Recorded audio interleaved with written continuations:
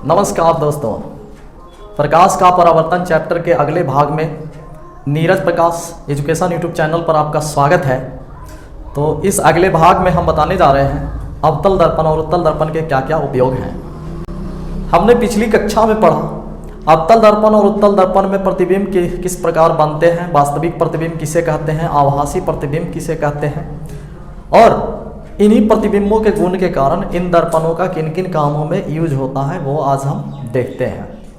तो सबसे पहले हम देखते हैं अवतल दर्पण के उपयोग। अवतल दर्पण का सबसे पहला उपयोग है हजामती दर्पण के रूप में। हजामती यानी कि दाढ़ी बनाने के रूप में, जो हजाम इसी दर्पण का यूज करते हैं, हम लोग भी कर सकते हैं। इसलिए कि दर्पण में जब फोकस के अंदर किसी वस्तु को रखा जाता है तो अवतल दर्पण द्वारा उस वस्तु का आवर्धित प्रतिबिंब, बड़ा प्रतिबिंब दिखता है, और बड़ा प्रतिबिंब दिखने के कारण जो फेस है हमारा वो साफ साफ क्लीन दिखेगा, दाढ़ी भी क्लीन दिखेगा, बाल क्लीन दिखेंगे, और इसलिए इस दर्पण का उपयोग हजामती दर्पण के रूप में किया जाता है। दूसरा होता है टॉर्च एवं वाहनों के हेडलाइट के रूप में। चूंकि ये जो दर्पण है तो इसमें जो भी मुख्य अक्ष के समानांतर चलने वाली जो भी किरणें हैं वो परावर्तन के बाद मुख्य फोकस से होकर गुजरती हैं, और फोकस से होकर चलने वाली किरण समानांतर हो जाती हैं। तो मेन मकसद जो है टॉर्च और वाहनों के हेडलाइट में इसका उपयोग करने का, कि अगर ये टॉर्च या वाहन के हेडलाइट का जो परावर्तक सतह है अगर अवतल दर्पण का बना दिया जाए और इसकी फोकस पर एक बल्ब को सेट कर दिया जाए तो फोकस से इस दर्पण पर पड़ने वाली आपतित किरणें परावर्तन के बाद वो समानांतर हो जाएंगी इस प्रकार से, और समानांतर होने के कारण सामने जो भी रोशनी है हेडलाइट का या टॉर्च का वो सामने फोकसित हो जाएगा। तो इसलिए हेडलाइट के प्रवर्तक सतह अवतल दर्पण के बनाए जाते हैं, और बल्ब जो है उस अवतल दर्पण के मुख्य फोकस पर सेट किया जाता है ताकि प्रवर्तित होने वाली किरणें समानांतर हों और सामने साफ साफ दिख सके।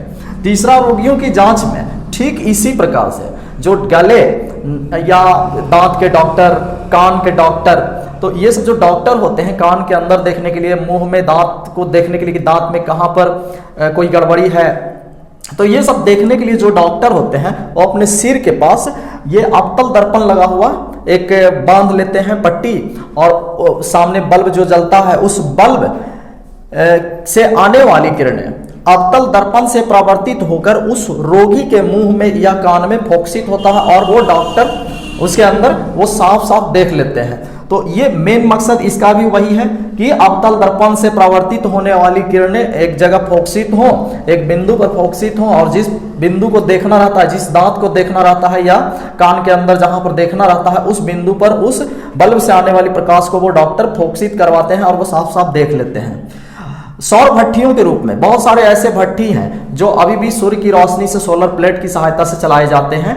तो इन सौर भट्टियों को चलाने के लिए अवतल दर्पण को परावर्तक सतह के रूप में इस प्रकार से फिट कर दिया जाता है कि सूरज से आने वाली रोशनी, सूर्य से आने वाली, चूंकि अनंत से आ रहा है किरणें, तो अनंत से आने वाली किरणें समानांतर होती है, और समानांतर किरणें अवतल दर्पण पर जब पड़ती हैं तो वो मुख्य फोकस पर ही फोकसित होगा। तो जितनी भी किरणें सूर्य से आएंगी वो उसको क्या करता है, यह अवतल दर्पण एक बिंदु पर फोकसित करता है। तो सारा जितना भी हीट है, जितना भी गर्मी है सूरज का, वो एक बिंदु पर फोकसित करने से सौर भट्टी का तापमान बहुत अधिक बढ़ जाता है, और इस प्रक्रिया के द्वारा सौर भट्टी चलाया जाता है। इसके विपरीत तो दूसरी ओर देखते हैं कि उत्तल दर्पण का सतह उभरा हुआ होता है, उठा हुआ इस तरह से, और उभरा हुआ होने के कारण इसका दृष्टि क्षेत्र जो है बहुत बड़ा होता है, विस्तृत होता है। ये अधिक दूरी तक इस दर्पण में प्रतिबिंब बनाने की क्षमता होती है, दूर तक। और ये जो हम अभी अवतल दर्पण देख रहे थे, अवतल दर्पण बीच में धंसा हुआ होता है, तो धंसा हुआ होने के कारण इसका दृष्टि क्षेत्र कम होता है, जबकि उत्तल दर्पण का दृष्टि क्षेत्र बढ़ा हुआ होता है, विस्तृत होता है। ये इसका एरिया बड़ा होने के कारण ये दूर तक का प्रतिबिंब बना सकता है। और एक खासियत और है कि उत्तल दर्पण में आभासी प्रतिबिंब ही बनता है, वास्तविक प्रतिबिंब नहीं बनता है। तो चाहे वस्तु दूर पर हो, नजदीक पर हो, उस वस्तु का प्रतिबिंब इस दर्पण के अंदर में ही बनेगा और हम उस प्रतिबिंब को साफ साफ दर्पण के अंदर हम आसानी से देख सकते हैं। जबकि अगर अवतल दर्पण का उपयोग इसमें किया जाए तो सबसे पहली बात कि उसका दृष्टि क्षेत्र कम होगा, कम दूरी की वस्तु का ही प्रतिबिंब बना पाएगा, वैसी वस्तु जो उसके फोकस के अंदर हो वही बना पाएगा। लेकिन जो साइड मिरर में गाड़ी देखना है तो गाड़ी तो पीछे से बहुत दूर से गाड़ियां आती हैं, तो उन गाड़ियों को देखने के लिए साइड मिरर के रूप में बड़ा दृष्टि क्षेत्र वाला हमें दर्पण लगाना होगा वहां पर, ताकि दूर पर जो बिंब है या वस्तु है उसका प्रतिबिंब भी ये आसानी से बना दे। और छोटा प्रतिबिंब, साफ प्रतिबिंब और सीधा प्रतिबिंब बनाता है ये दर्पण, और हम उस वस्तु को आसानी से देख लेते हैं। तो इसलिए वाहनों के साइड मिरर में हम इस दर्पण का उपयोग करते हैं। तो ये थे अवतल दर्पण और उत्तल दर्पण के उपयोग। फिर हम आगे बढ़ते हैं, इससे आगे अब क्या बताना है, चिन्ह परिपाटी।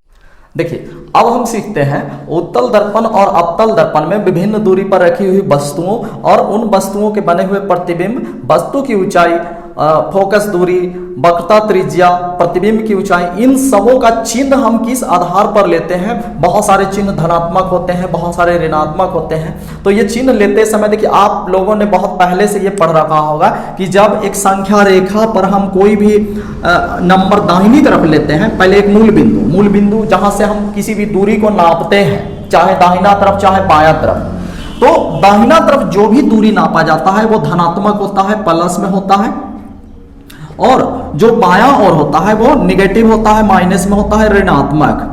तो ये इसको एक्स अक्ष बोलते हैं। जो संख्या रेखा है, संख्या रेखा में इस तरह से क्षैतिज और एक उदग्र रेखा होती है, एक क्षैतिज रेखा और एक उदग्र रेखा। उदग्र वाले को हम बाई अक्ष बोलते हैं और क्षैतिज वाले को एक्स अक्ष बोलते हैं। एक्स वाले में दाहिना तरफ धनात्मक और बायां तरफ ऋणात्मक। उसी तरह से बाई अक्ष वाले में ऊपर जो भी चिन्ह लिया जाता है वो धनात्मक और नीचे जो लिया जाता है वो ऋणात्मक।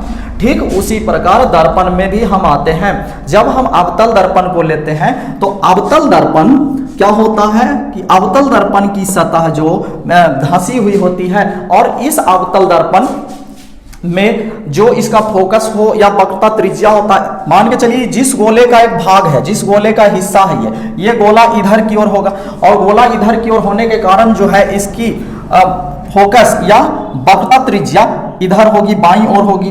तो अवतल दर्पण में हम एक टेबल बना देते हैं।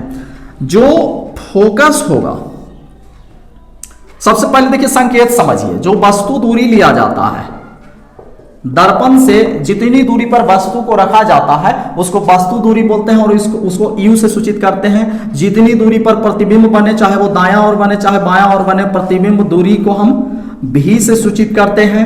फोकस दूरी, ये पहले हम बता चुके हैं, फोकस दूरी को एफ से सूचित करते हैं, और वक्रता त्रिज्या को आर से सूचित करते हैं। फिर होता है प्रतिबिंब की ऊंचाई और वस्तु की ऊंचाई। वस्तु जो रखा जाता है वो हमेशा सीधा रखा जाता है, तो वस्तु की ऊंचाई को h1 से या h से डिनोट करते हैं। प्रतिबिंब की ऊंचाई, जो प्रतिबिंब की ऊंचाई है उसको हम h2 मान लें, अपना अनुसार आप कुछ और भी मान सकते हैं, h और h' भी मान सकते हैं। तो ये संकेत हो गया। अब इन संकेतों के अनुसार हम दूरी जो है वो धनात्मक किसका लेंगे और ऋणात्मक किसका लेंगे। तो सबसे पहले हम आ जाते हैं फोकस दूरी और वक्रता त्रिज्या दोनों दर्पणों में। तो अवतल दर्पण में जो फोकस दूरी होती है एफ और आर, हम एक टेबल बना दें। अवतल दर्पण में, तो अवतल दर्पण में फोकस दूरी बाईं ओर संख्या रेखा पर, अभी हम बताएं कि मूल बिंदु से जो भी दूरी लेफ्ट साइड में ली जाती है वो माइनस में लिया जाता है। तो यहां पर जो भी कुछ है, चाहे फोकस है या वक्रता त्रिज्या है, वो अवतल दर्पण के बाईं ओर है, इसलिए ये दोनों ही माइनस में लिया जाएगा। उत्तल दर्पण में आते हैं, तो उत्तल दर्पण कैसा होता है। उत्तल दर्पण ठीक इस प्रकार से होता है, इसकी सतह उभरी हुई होती है, और उत्तल दर्पण की फोकस दूरी यहां से ध्रुव से दाहिना ओर होता है, तो इसका फोकस या वक्रता त्रिज्या दोनों इसके दाहिने ओर होगा, तो दाहिना ओर होगा यानी कि ये प्लस में होगा। तो उत्तल दर्पण में ये दोनों प्लस में, अवतल दर्पण में माइनस में, उत्तल दर्पण में प्लस में। अब आते हैं वस्तु दूरी और प्रतिबिंब दूरी। तो दर्पण चाहे उत्तल हो या अवतल हो, वस्तु तो हमेशा बाईं ओर ही रखेंगे, दर्पण के सामने रखेंगे। ऐसा थोड़ी कि दर्पण के पीछे हम वस्तु को रखेंगे। तो दर्पण के सामने जब वस्तु को रखा जाएगा तो सामने का मतलब बाईं ओर, दर्पण के सामने अर्थात दर्पण की जो परावर्तक सतह होती है वो बाईं ओर होती है, और बाईं ओर से जो भी वस्तु देखेंगे हम वो बाईं ओर लिया जाएगा। तो U की जो दूरी होती है, U हमेशा चाहे दर्पण उत्तल हो या अवतल हो, दोनों दूरी माइनस में लेंगे। जैसे 10 सेंटीमीटर पर कोई वस्तु रखा गया तो U बराबर लिखेंगे माइनस 10 सेंटीमीटर। इसमें आपको यह नहीं देखना है कि दर्पण उत्तल है या अवतल है, चाहे उत्तल चाहे अवतल, सीधे लिख देना है U बराबर माइनस 10 सेंटीमीटर। उसके बाद अब देखिए प्रतिबिंब में यह देखना पड़ जाएगा आपको कि प्रतिबिंब किस ओर बन रहा है। जब आप देखिए प्रतिबिंब दो तरह के बनते हैं, आभासी प्रतिबिंब बनेंगे तो आभासी प्रतिबिंब बनता है दर्पण के पीछे, और वास्तविक प्रतिबिंब बनता है दर्पण के बाहर यानी बाईं ओर, पर्दे पर जिसको हम प्राप्त करते हैं, दर्पण के अंदर नहीं बनता है। तो जब आभासी प्रतिबिंब बनेगा तो वो दर्पण के अंदर बनेगा, और दर्पण के अंदर बनने के कारण वो दाईं ओर कहला जाएगा, राइट साइड हो गया। और राइट साइड बनने का मतलब कि दूरी धनात्मक प्लस में, तो भी का मतलब प्रतिबिंब दूरी, प्रतिबिंब दूरी।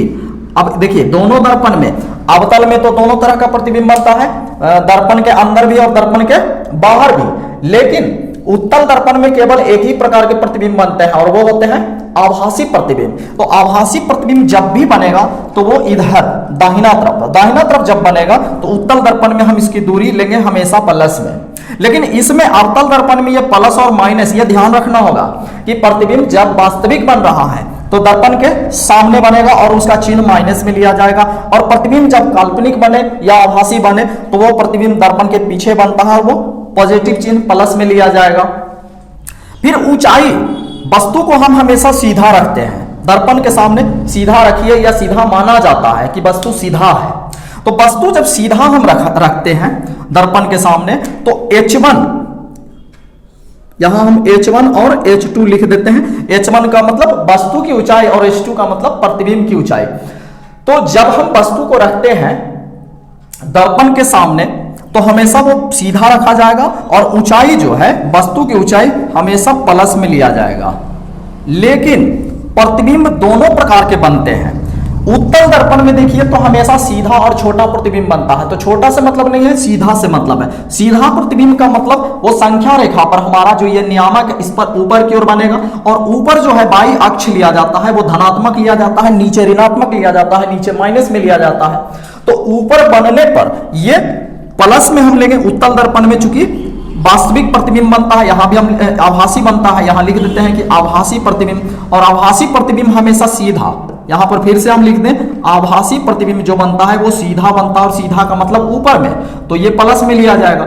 और जो वास्तविक प्रतिबिंब बनते हैं वो वास्तविक प्रतिबिंब हमेशा उल्टा बनता है, और उल्टा ये प्लस और प्लस नहीं, उल्टा बनेगा तो ये माइनस में लिया जाएगा। वास्तविक प्रतिबिंब किस में बनता है? आभासी तो उत्तल में बनता है, और आभासी और वास्तविक दोनों बनता है वो अवतल दर्पण में। अवतल दर्पण में दोनों प्रकार के क्वेश्चन पूछेगा आपको कि आभासी और वास्तविक दोनों प्रकार के प्रतिबिंब किस दर्पण में बनते हैं, तो अवतल दर्पण में। अवतल दर्पण में दोनों प्रतिबिंब बनता है, जबकि उत्तल दर्पण में केवल आभासी प्रतिबिंब बनता है। और इसी गुण के कारण उत्तल दर्पण का उपयोग साइड मिरर के रूप में किया जाता है कि बगल से जो भी गाड़ी आ रही है वो गाड़ी का ये आभासी प्रतिबिंब छोटा और स्पष्ट प्रतिबिंब ये दर्पण के अंदर दिखा देता है। तो इसलिए उत्तल दर्पण में प्रतिबिंब की ऊंचाई, वस्तु की ऊंचाई दोनों ही धनात्मक होगा, दोनों प्लस में होगा। लेकिन अवतल दर्पण में ये आपको सोचना होगा कि प्रतिबिंब जब आभासी बने तो प्लस में हम लेंगे, और वास्तविक बने तो माइनस में लेंगे। इस प्रकार से आपको चिन्ह का यूज करना है और हमेशा ध्यान रखना है। यह ध्यान आपको रखना होगा प्रतिबिंब की स्थिति पर, वस्तु पर कोई ध्यान नहीं। वस्तु तो हमेशा ये सीधा ही रहेगा, और सीधा रहने के कारण वस्तु की ऊंचाई को प्लस में लेंगे, और दूरी की जहां तक सवाल है तो वस्तु की दूरी बाईं ओर है इसलिए माइनस में लेंगे।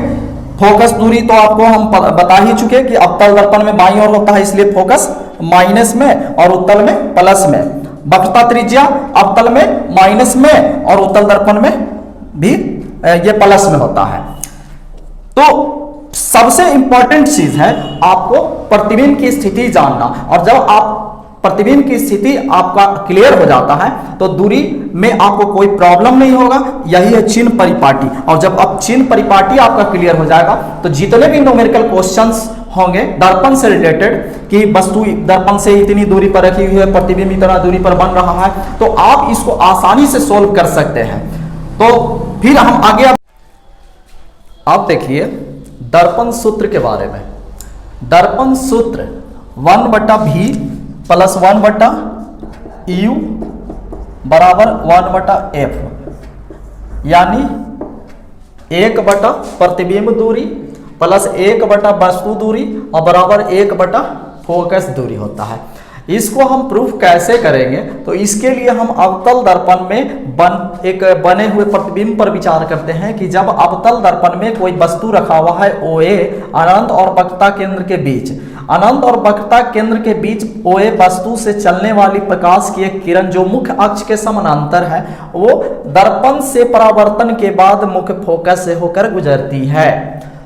एक दूसरी किरण जो वस्तु के ए बिंदु से चल रही है और वक्रता केंद्र से होकर जाती है, वक्रता केंद्र से दर्पण पर पड़ने वाली किरण वो दर्पण पर अभिलंब होती है और उसका परावर्तन उसी पथ पर होता है, तो ये उसी पथ पर लौट जाती है। प्रतिबिंब का निर्माण यहाँ I बिंदु पर होता है, चूंकि दोनों किरणें यहाँ I पर कटती हैं, तो IB प्रतिबिंब, OA वस्तु और IB उसका प्रतिबिंब बना। फिर एक किरण हम ध्रुव से ले लेते हैं, वस्तु से चलने वाली एक किरण, आपतित किरण जो ध्रुव P पर परावर्तित होती है और आपतन कोण के बराबर परावर्तन कोण बनाते हुए पुनः दूसरी ओर परावर्तित हो जाती है, ये भी I से गुजरती है। अब हम पहले दो त्रिभुजों पर विचार करते हैं। तो त्रिभुज एक जो वस्तु से बन रहा है त्रिभुज और एक प्रतिबिंब से जो त्रिभुज बन रहा है, हम ये दोनों त्रिभुजों पर विचार करते हैं। देखने पर ऐसा प्रतीत होता है कि ये दोनों त्रिभुज समरूप है, क्योंकि वस्तु जो होता है वो मुख्य अक्ष पर 90 डिग्री का कोण बनाता है, प्रतिबिंब भी मुख्य अक्ष पर 90 डिग्री का कोण बनाता है। तो एक कोण दोनों में बराबर AOC IBC, एक वस्तु के आधार पर बना हुआ कोण और एक प्रतिबिंब के आधार पर बना हुआ कोण, दोनों 90 डिग्री। फिर जो ये किरण वक्रता केंद्र से होकर गुजर रही है और ये दोनों किरण, ये किरणों का कटान के प्रतिच्छेद बिंदु पर जो आमने सामने के जो कोण बन रहे हैं AC और ICB, ये दोनों भी आपस में बराबर होंगे। ये कोण शीर्षाभिमुख कोण कहलाते हैं या सम्मुख कोण। तो ये दो कोण आपस में बराबर, तो शेष बचा तीसरा कोण ऑटोमेटिक बराबर हो जाता है। तीनों कोण जिस त्रिभुज, दो त्रिभुजों में तीनों कोण बराबर हो जाए वो दोनों त्रिभुज समरूप त्रिभुज कहलाते हैं, और समरूप त्रिभुज में तीनों भुजाओं, संगत भुजाओं का अनुपात भी आपस में बराबर होता है। तो त्रिभुज AOC और त्रिभुज IBC दोनों समरूप त्रिभुज, ये AOC का संगत AO जब हम भुजा लेते हैं तो संगत भुजा इसमें का IB हो जाएगा, और दूरी OC भुजा इस त्रिभुज का, तो इसका संगत इसमें BC, ये आपस में बराबर हो जाएंगे। दो भुजाओं का अनुपात हम लिए और इसको समीकरण 1 मान करके थोड़ी देर के लिए हम फिर आगे बढ़ते हैं। ये त्रिभुज AO, वस्तु AO से ध्रुव के बीच जो बना हुआ त्रिभुज है पूरा AOP लेते हैं, और दूसरा प्रतिबिंब और ध्रुव के बीच बना हुआ त्रिभुज ये ले लेते हैं, एक OSP और IBP। ये दोनों त्रिभुज भी उसी प्रकार से समरूप है। कैसे कि वस्तु के आधार पर 90 डिग्री का कोण और यहाँ प्रतिबिंब के आधार पर भी 90 डिग्री का कोण, तो एक कोण बराबर हो गया। फिर यहाँ पर आते हैं तो आपतन कोण के बराबर परावर्तन कोण, ये दोनों कोण भी आपस में बराबर, ऊपर का कोण I और नीचे का कोण R, आपतन कोण और परावर्तन कोण आपस में बराबर। तो दो कोण जब बराबर तो तीसरा ऑटोमेटिक बराबर। तो ये दोनों त्रिभुज भी आपस में समरूप हो जाते हैं, और समरूप होने के कारण इन दोनों त्रिभुजों की फिर दो संगत भुजाओं का अनुपात हम बराबर लेते हैं। OA वस्तु की ऊंचाई और IB प्रतिबिंब की ऊंचाई, एक भुजा हो गया, एक संगत भुजा का जोड़ा। दूसरा दूरी वाला एक पूरा दूरी OP हो जाएगा, O से लेकर के P तक OP, और दूसरा B से लेकर के P तक BP, OP बटा BP। इसको हम समीकरण 2 मानते हैं। तो समीकरण 1 और 2 कि जब हम तुलना करते हैं तो तुलना करने पर देखते हैं कि AO बटा IB यानी कि बायां पक्ष आपस में बराबर है। तो बायां पक्ष आपस में बराबर होने के कारण दाहिने पक्ष को हम ऑटोमेटिक बराबर लिख सकते हैं कि ये बराबर होगा। तो OC बटा BC इसका दाहिना पक्ष समीकरण 1 का, और समीकरण 2 का दाहिना पक्ष OP बटा BP, ये आपस में बराबर हो जाएंगे। OC दूरी देखिए, OC यहां पर का दूरी, इसका कोई मान हम अभी बैठा नहीं सकते हैं, इसलिए क्योंकि किसी की भी दूरी जब ली जाती है वो तो ध्रुव से लिया जाता है, ध्रुव से वस्तु दूरी, ध्रुव से वक्ता त्रिज्या, ध्रुव से फोकस दूरी, ध्रुव से प्रतिबिंब की दूरी, हर एक दूरी को ध्रुव से नापा जाता है, क्योंकि ध्रुव ही मूल बिंदु माना जाता है। तो ध्रुव से ये दूरी बनाने के लिए हम पूरा दूरी ले लेते हैं पीओ या ओपी, और उसमें से पीसी को जब हम माइनस करते हैं तो ये ओसी दूरी के बराबर होगा। नीचे बीसी, बीसी दूरी भी ये बीच का दूरी है, तो बीसी दूरी निकालने के लिए पूरा हम पी से सी तक की दूरी ले लेते हैं, और पी से सी तक की दूरी में से बी से पी तक की दूरी को घटा देंगे तो ये निकल जाएगा हमारा बीपी। इधर ओपी और बीपी, तो ओपी और बीपी हम देख रहे हैं कि पी से है दूरी, तो इसको हम जो कहते हैं छोड़ दें। अब मान जब बैठाते हैं तो मान इसमें जो भी हम बैठाएंगे तो अवतल दर्पण में जो भी दूरी यहां पर दिखाया जा रहा है लेफ्ट साइड दिखाया जा रहा है, तो दूरी माइनस में ही लेंगे, चाहे वो वस्तु की दूरी हो, प्रतिबिंब की दूरी हो, फोकस की दूरी हो, वक्ता त्रिज्या की दूरी हो, सब माइनस में लिया जाएगा। ओपी, ओपी क्या हुआ, वस्तु से लेकर ध्रुव के बीच की दूरी को वस्तु दूरी यू माइनस में लिख देंगे, यू माइनस यू वस्तु दूरी बाईं ओर है इसलिए। पीसी, पी से सी तक की दूरी, तो सी क्या है, वक्ता केंद्र है, ध्रुव से वक्ता केंद्र के बीच की दूरी को हम क्या कहते हैं, वक्ता त्रिज्या, और वक्ता त्रिज्या आर ये होता है 2f के बराबर, तो ये 2f दूरी हम यहां पर माइनस में लिख देंगे, ये भी बाईं ओर है इसलिए। नीचे फिर पीसी, पीसी वही चीज फिर से -2f लिख देंगे, दुगनी फोकस। और बीपी, बी से लेकर पी की दूरी यानी कि ये प्रतिबिंब की दूरी है -b।